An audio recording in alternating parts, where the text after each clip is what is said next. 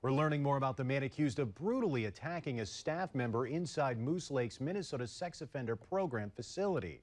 Court documents show this is far from his first offense. Nicolas Aron-Jones was arrested last night after authorities say he struck a staff member with a heavy object. The 53-year-old staff member who was doing rounds at the time collapsed, and Aron-Jones allegedly continued beating him in the head.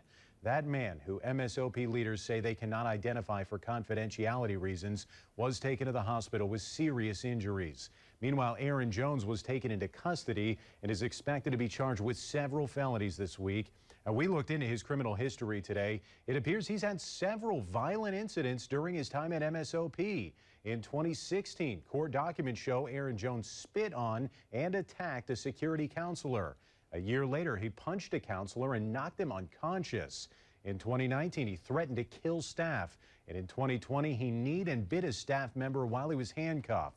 We reached out to MSOP leaders to ask about that history and why he was housed in their facility versus being sentenced to prison time for those offenses. In their response, they said they can't speak to questions about specific clients, but said in general, clients have been sentenced to prison in the past for assaults carried out at MSOP.